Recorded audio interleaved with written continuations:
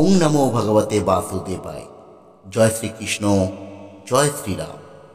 নমস্কার দর্শক বন্ধুরা, আমাদের চ্যানেলের নতুন একটি ভিডিওতে আপনাদের সকলকে স্বাগত জানাই। বন্ধুরা, আজ পাণ্ডবা বা নির্জলা একাদশী ব্রত, আর এই একাদশী তিথিতে আপনি আজ সমস্ত রকম সমস্যা থেকে মুক্তি পেতে পারেন।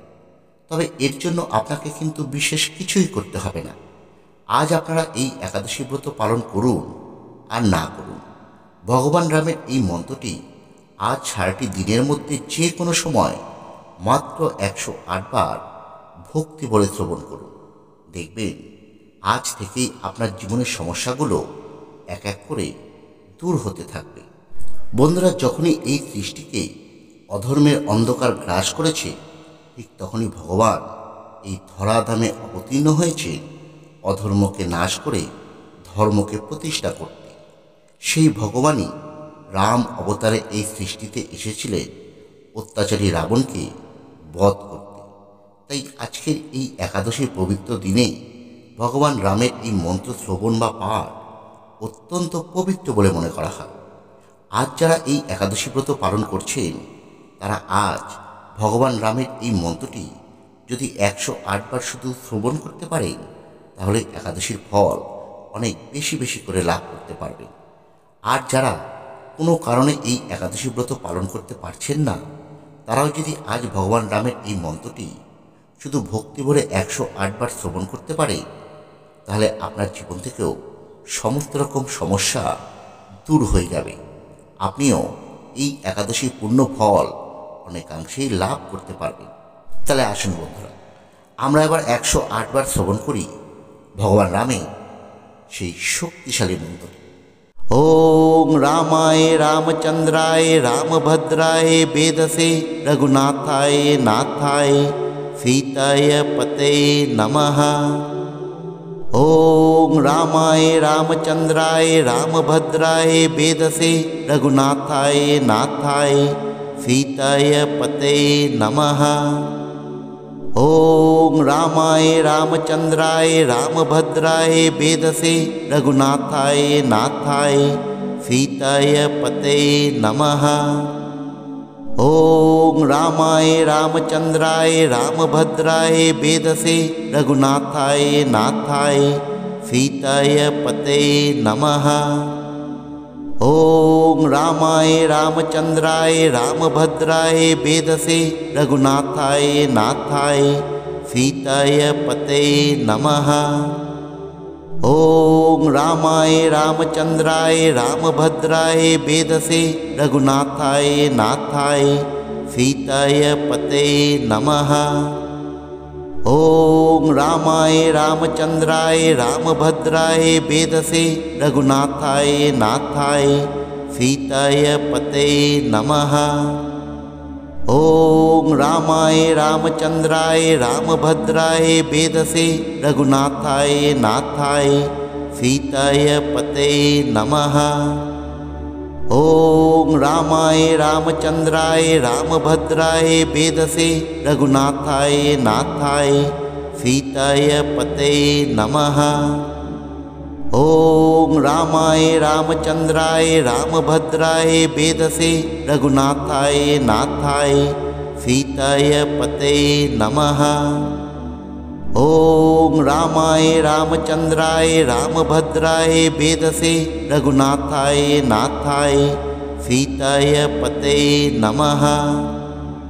ওং রামায় রামচন্দ্রায় রামভদ্রায় বেদসে রঘুনাথায় নাথায় সীতায় পতে নমঃ। ওং রামায় রামচন্দ্রায় রামভদ্রায় বেদসে রঘুনাথায় নাথায় সীতায় পতে নমঃ। ওং রামায় রামচন্দ্রায় রামভদ্রায় বেদসে রঘুনাথায় নাথায় সীতায় পতে নমঃ। ওং রামায় রামচন্দ্রায় রামভদ্রায় বেদসে রঘুনাথায় নাথায় সীতায় পতে নমঃ। ओं रामाय रामचंद्राय रामभद्राय वेदसे रघुनाथाय नाथाय सीताय पते नमः। ॐ रामाय रामचन्द्राय रामभद्राय वेदसे रघुनाथाय नाथाय सीताय पते नमः। ॐ रामाय रामचन्द्राय रामभद्राय वेदसे रघुनाथाय नाथाय सीताय पते नमः। ॐ रामाय रामचन्द्राय रामभद्राय वेदसे रघुनाथाय नाथाय सीताय पते नमः। ॐ रामाय रामचन्द्राय रामभद्राय वेदसे रघुनाथाय नाथाय सीताय पते नमः। ॐ रामाय रामचन्द्राय रामभद्राय वेदसे रघुनाथाय नाथाय सीताय पते नमः। ॐ रामाय रामचन्द्राय रामभद्राय वेदसे रघुनाथाय नाथाय सीताय पते नमः। ॐ रामाय रामचन्द्राय रामभद्राय वेदसे रघुनाथाय नाथाय सीताय पते नमः। ॐ रामाय रामचन्द्राय रामभद्राय वेदसे रघुनाथाय नाथाय सीताय पते नमः। ॐ रामाय रामचन्द्राय रामभद्राय वेदसे रघुनाथाय नाथाय सीताय पते नमः। ॐ रामाय रामचन्द्राय रामभद्राय वेदसे रघुनाथाय नाथाय सीताय पते नमः। ॐ रामाय रामचन्द्राय रामभद्राय वेदसे रघुनाथाय नाथाय सीताय पते नमः। ॐ रामाय रामचन्द्राय रामभद्राय वेदसे रघुनाथाय नाथाय सीताय पते नमः। ॐ रामाय रामचन्द्राय रामभद्राय वेदसे रघुनाथाय नाथाय सीताय पते नमः।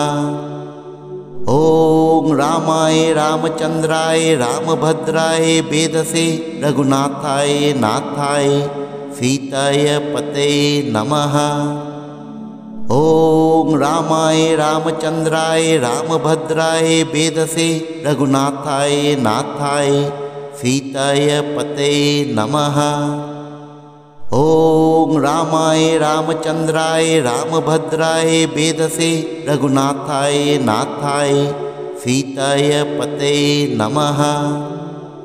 ॐ रामाय रामचन्द्राय रामभद्राय वेदसे रघुनाथाय नाथाय सीताय पते नमः। ॐ रामाय रामचन्द्राय रामभद्राय वेदसे रघुनाथाय नाथाय सीताय पते नमः। ॐ रामाय रामचन्द्राय रामभद्राय वेदसे रघुनाथाय नाथाय सीताय पते नमः। ॐ रामाय रामचन्द्राय रामभद्राय वेदसे रघुनाथाय नाथाय सीताय पते नमः। ॐ रामाय रामचन्द्राय रामभद्राय वेदसे रघुनाथाय नाथाय सीताय पते नमः। ॐ रामाय रामचन्द्राय रामभद्राय वेदसे रघुनाथाय नाथाय सीताय पते नमः। ॐ रामाय रामचन्द्राय रामभद्राय वेदसे रघुनाथाय नाथाय सीताय पते नमः। ॐ रामाय रामचन्द्राय रामभद्राय वेदसे रघुनाथाय नाथाय सीताय पते नमः।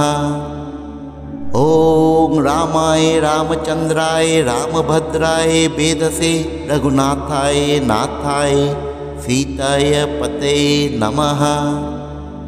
ॐ रामाय रामचन्द्राय रामभद्राय वेदसे रघुनाथाय नाथाय सीताय पते नमः।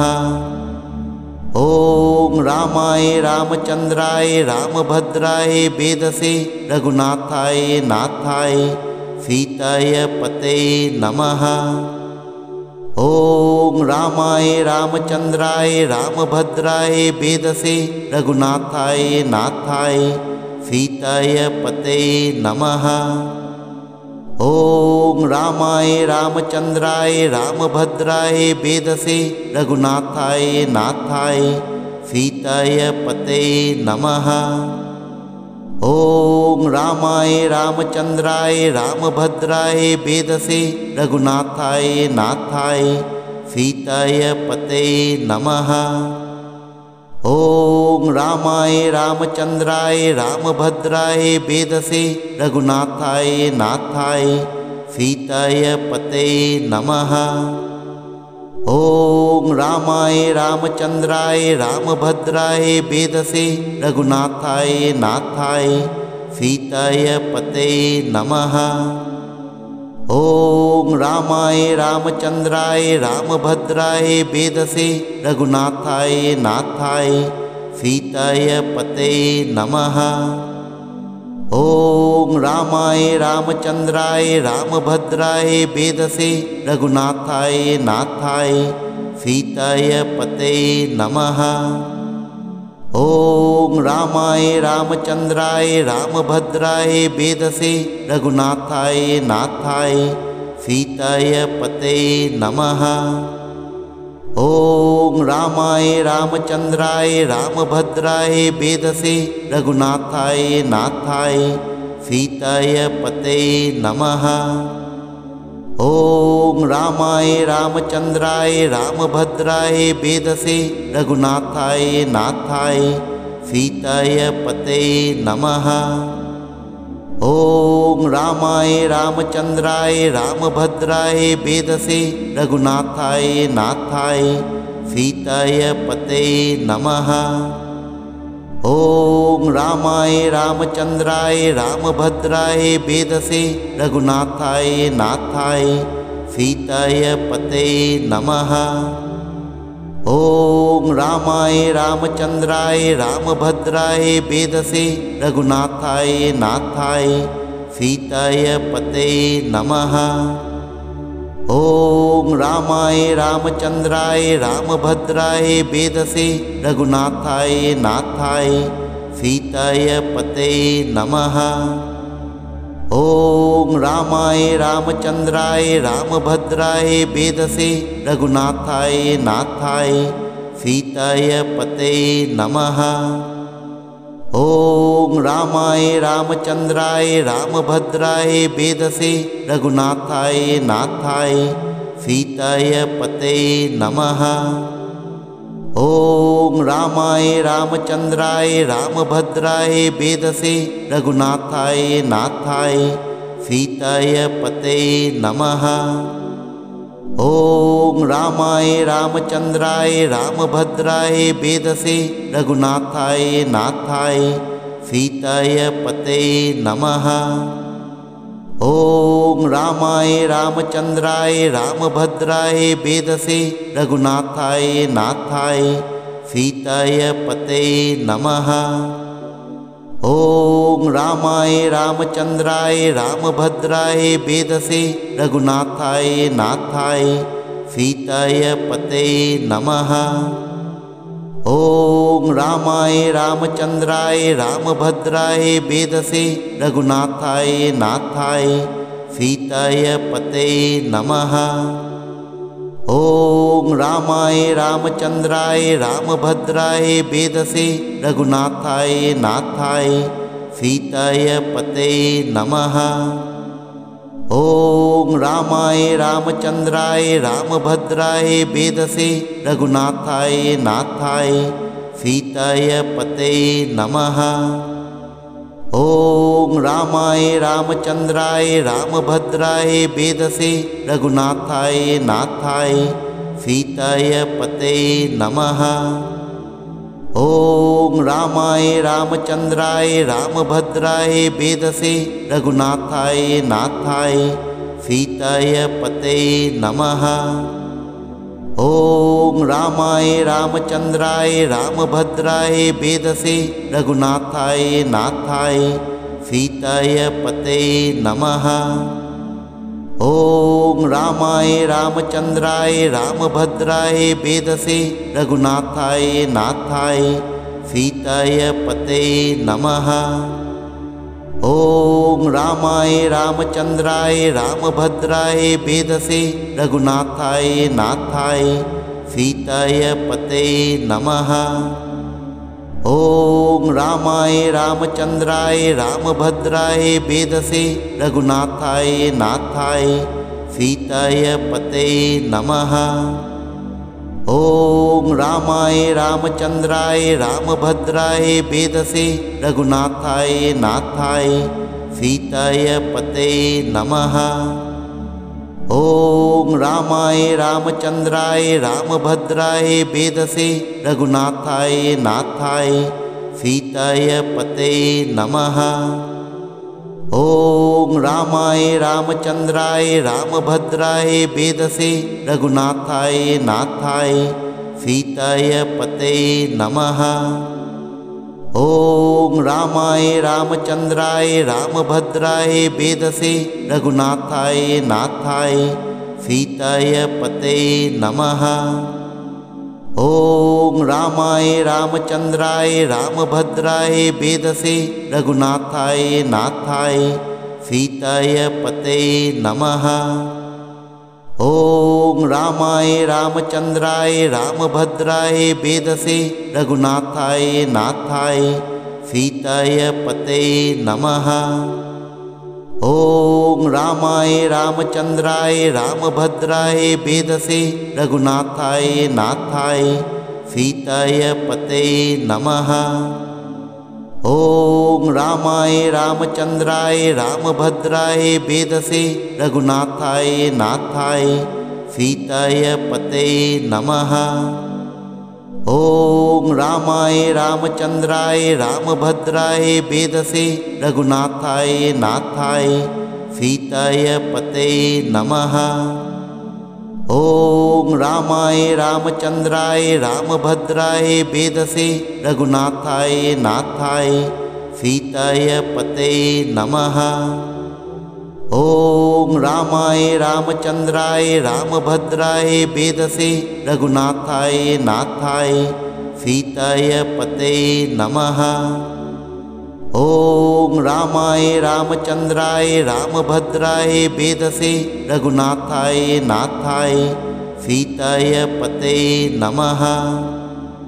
ॐ रामाय रामचन्द्राय रामभद्राय वेदसे रघुनाथाय नाथाय सीताय पते नमः। ॐ रामाय रामचन्द्राय रामभद्राय वेदसे रघुनाथाय नाथाय सीताय पते नमः।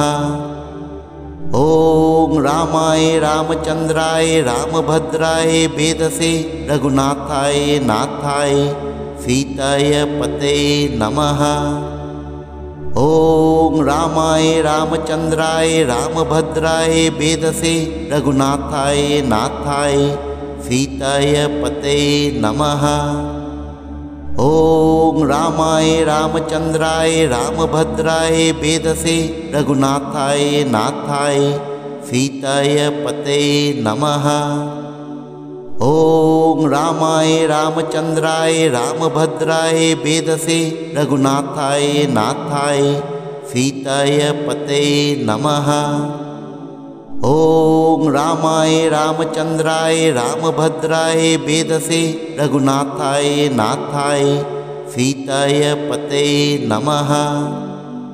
ॐ रामाय रामचन्द्राय रामभद्राय वेदसे रघुनाथाय नाथाय सीताय पते नमः। ॐ रामाय रामचन्द्राय रामभद्राय वेदसे रघुनाथाय नाथाय सीताय पते नमः। ॐ रामाय रामचन्द्राय रामभद्राय वेदसे रघुनाथाय नाथाय सीताय पते नमः। ॐ रामाय रामचन्द्राय रामभद्राय वेदसे रघुनाथाय नाथाय सीताय पते नमः। ॐ रामाय रामचन्द्राय रामभद्राय वेदसे रघुनाथाय नाथाय सीताय पते नमः। ॐ रामाय रामचन्द्राय रामभद्राय वेदसे रघुनाथाय नाथाय सीताय पते नमः। ॐ रामाय रामचन्द्राय रामभद्राय वेदसे रघुनाथाय नाथाय सीताय पते नमः। ॐ रामाय रामचन्द्राय रामभद्राय वेदसे रघुनाथाय नाथाय सीताय पते नमः। ॐ रामाय रामचन्द्राय रामभद्राय वेदसे रघुनाथाय नाथाय सीताय पते नमः। ॐ रामाय रामचन्द्राय रामभद्राय वेदसे रघुनाथाय नाथाय सीताय पते नमः। ॐ रामाय रामचन्द्राय रामभद्राय वेदसे रघुनाथाय नाथाय सीताय पते नमः। ॐ रामाय रामचन्द्राय रामभद्राय वेदसे रघुनाथाय नाथाय सीताय पते नमः। ॐ रामाय रामचन्द्राय रामभद्राय वेदसे रघुनाथाय नाथाय सीताय पते नमः। ॐ रामाय रामचन्द्राय रामभद्राय वेदसे रघुनाथाय नाथाय सीताय पते नमः। ॐ रामाय रामचन्द्राय रामभद्राय वेदसे रघुनाथाय नाथाय सीताय पते नमः। ॐ रामाय रामचन्द्राय रामभद्राय वेदसे रघुनाथाय नाथाय सीताय पते नमः। ॐ रामाय रामचन्द्राय रामभद्राय वेदसे रघुनाथाय नाथाय सीताय पते नमः।